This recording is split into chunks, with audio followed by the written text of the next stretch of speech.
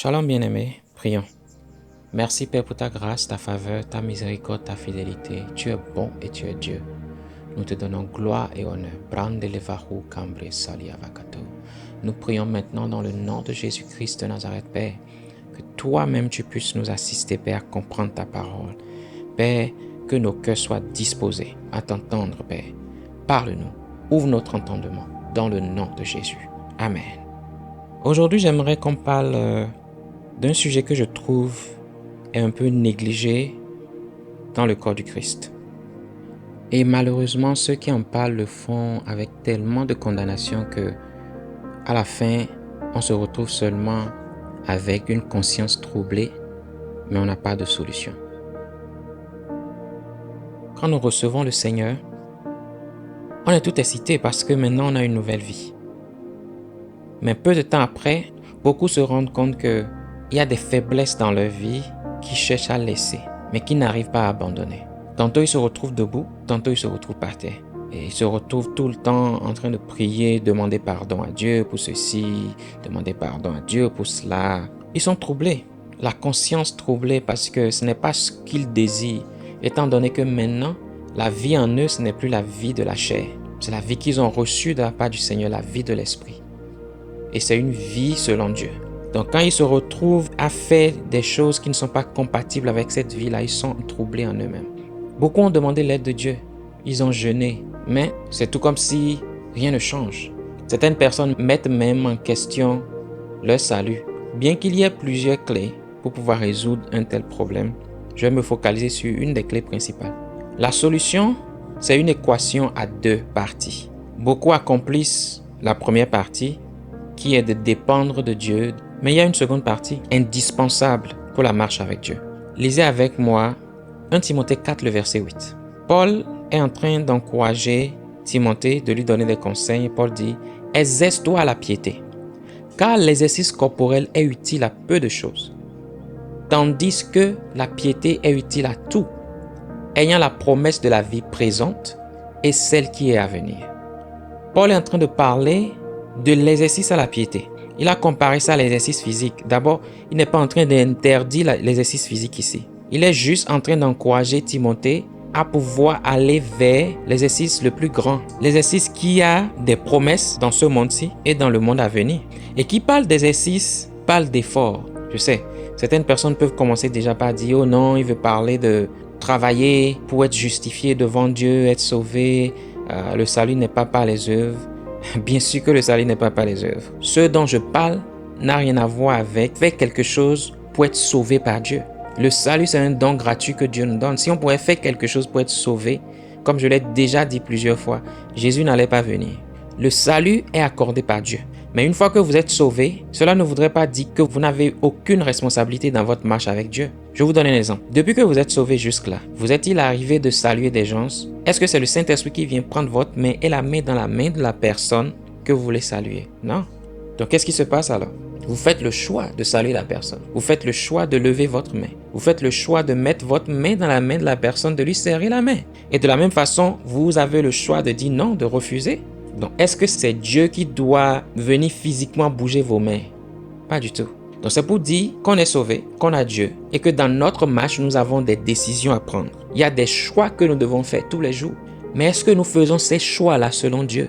Est-ce qu'on est prêt à se priver des bénéfices, des choix qui ne sont pas conformes à la volonté de Dieu pour pouvoir nous aligner avec ce que Dieu veut, ce que Dieu nous dit? Une autre chose qu'on peut me dire, c'est la vie chrétienne n'est pas par notre propre force, c'est Dieu seulement qui nous donne la capacité de le faire. Justement, ça c'est vrai, mais maintenant que vous avez la capacité de le faire, ou même quand vous priez, Seigneur, viens à mon secours. Quand vous faites cette prière, quelle est l'espérance qu'on a? Comment est-ce que Dieu nous répondra? Est-ce que son assistance viendra sous la forme d'un ange descend du ciel et nous bouger physiquement du chemin du péché?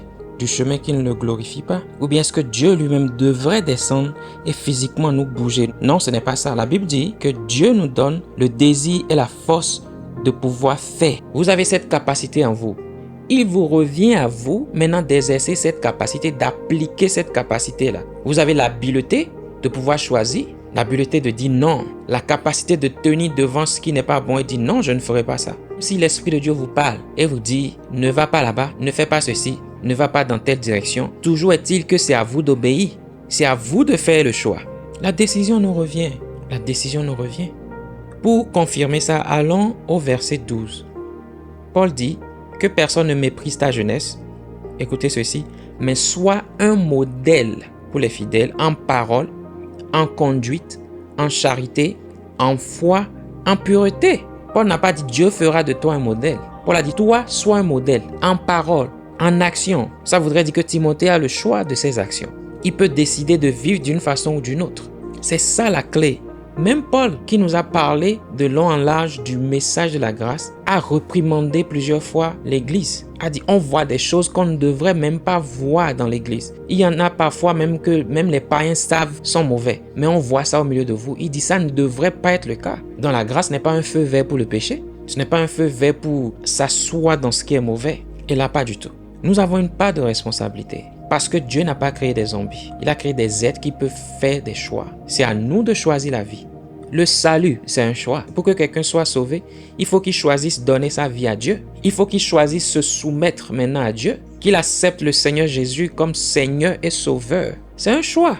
Donc, éloigner notre part de responsabilité et penser que c'est seulement Dieu qui fera quelque chose, on se focalise seulement sur une partie de l'équation et on ne pourra pas s'en sortir. Vous n'êtes pas plus faible que la plupart des gens. Ne laissez pas le diable vous mentir. Ce n'est pas impossible pour vous de sortir de ces genres de faiblesse. Ne laissez pas le diable vous mentir. Appuyez-vous sur la capacité de Dieu en vous. Appuyez-vous sur l'assistance de Dieu. Et décidez vous-même maintenant de faire le choix de vous éloigner de ces choses. Beaucoup veulent abandonner des choses, mais ne s'éloignent pas de l'environnement qui favorise ces choses-là. Comment est-ce que vous allez ne pas commettre ce que vous voulez éviter? Je donne un exemple de deux personnes qui commettent l'adultère. Et l'un d'entre eux décide de s'éloigner de cet acte parce que ce n'est pas conforme à la nouvelle vie reçue de Dieu. Mais cependant, cette personne, tous les jours, se retrouve devant le portail de l'autre, de la seconde personne, et s'assoit là. Dit, Seigneur, je ne vais pas entrer. Je ne vais pas entrer. Je veux marcher avec toi, etc. Je vais juste m'asseoir ici. Le jour viendra où cette personne ouvrira le portail et entrera à l'intérieur. Pourquoi? Il ou elle ne s'est pas éloigné de l'environnement. Il y a des gens qui veulent arrêter de mentir, mais marchent constamment avec des gens qui vivent pour le mensonge. Comment est-ce que vous allez y arriver? Ce n'est pas possible. Et Dieu ne viendra pas physiquement vous enlever physiquement de la situation. Ce n'est pas possible, ça ne marche pas comme ça. Le choix vous revient. La capacité de Dieu en vous, son assistance est à votre disposition. Qu'allez-vous faire? Le chrétien, c'est celui qui veille sur sa compagne. Je veux dire les gens de personnes avec qui il marche. Paul a dit, sois un exemple. Un exemple. Ah, sois un exemple. Ne laissez pas le diable vous mentir que c'est impossible. Tant que vous avez des arguments, vous n'allez pas vous éloigner de ces choses-là. Vous allez toujours vous retrouver avec la conscience troublée. Écoutez le message Comment vivre pour Dieu. On a parlé un peu de cet aspect. Ce n'est pas possible pour vous d'avoir des raisons pour lesquelles c'est impossible de vous éloigner d'une chose et ne pas vous retrouver constamment attiré vers cette chose-là. Vous êtes prédisposé à ça. Si ce n'était pas possible d'être libéré de ceci, Dieu n'allait pas envoyer Jésus le faire pour nous. Et il a dit que tout est accompli. C'est fait maintenant. La capacité de Dieu en toi. Mais quel choix est-ce que tu fais? Choisis-tu Dieu ou choisis-tu tes propres passions?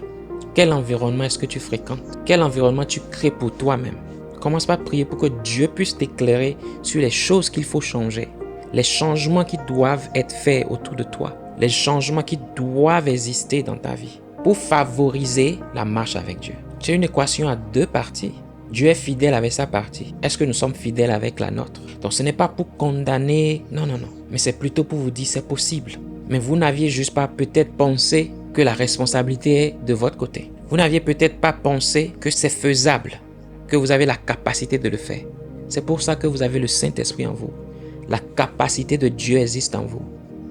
La capacité de marcher comme Jésus a marché sur cette terre-ci. Il est venu habiter dans un corps physique. Mais la Bible nous confirme qu'il a été tenté par les mêmes péchés que nous. Donc, la tentation de Jésus ne se limite pas seulement à où le diable l'a amené ici, le diable l'a amené là, etc. C'est pas ça. Donc, c'est possible de nous éloigner de ces choses-là. C'est possible de vivre cette vie de fidélité-là. La capacité de Dieu est en nous. C'est à nous d'appliquer cette capacité-là, de pouvoir l'appliquer à la situation. C'est à nous de nous exercer à la piété en disant non à ce qui n'est pas pieux. L'exercice, c'est l'acte de fait. Un effort est fourni. On le fait. Faites le choix de pouvoir faire ce qui est pieux. L'exercice conduit à l'habitude. Pendant des années, vous avez peut-être développé des habitudes qui ne sont pas conformes à la parole. Maintenant, en vous exerçant la piété, vous développez de nouvelles habitudes qui sont conformes maintenant à Dieu, conformes à la parole. L'exercice, c'est l'acte de faire de façon régulière. Je m'exerce à la chose. C'est pour devenir bon à la chose. C'est pour développer l'habileté à la chose. C'est pour être en mesure de le faire avec facilité. Quand quelqu'un apprend à jouer le piano, à force de s'exercer, la personne devient bon au piano. Quelqu'un qui joue le football devient bon au football à force de s'exercer, de le faire. C'est ça au fait. Nous sommes appelés à nous exercer à la piété. Ça peut ne pas être parfait en une journée, mais ce n'est pas une raison pour se décourager. On continue de le faire avec un cœur brûlant, un désir ardent pour la chose, sachant que nous avons la capacité de Dieu en nous. Avec une décision ferme, je choisis à partir d'aujourd'hui, je laisse ça derrière moi. Et on s'éloigne du chemin qui conduit à la chose. Dieu nous appelle à nous exercer à la piété. Apprendre à dire non à des choses qui ne sont pas conformes. À dire oui à la parole et au chemin de Dieu. À dire oui à la voix de l'Esprit de Dieu qui cherche à nous guider, à nous diriger, à nous dire ne va pas ici, ne fais pas ceci. À dire oui à ce que nous voyons dans la parole, la voix de Dieu au travers de sa parole qui nous dit ceci ne correspond pas à ma volonté. Ceci n'est pas conforme à ce que je veux. Ceci n'est pas ce que je veux pour toi. La nouvelle vie que je t'ai accordée, elle est différente. Elle est supérieure à ceci. Ne t'abaisse pas au niveau de la satisfaction des désirs de la chair. Tu es plus que ça. Parce que j'habite en toi maintenant. Ma capacité est en toi. Prêtons attention à la voix de Dieu, aux différentes directions de l'Esprit de Dieu.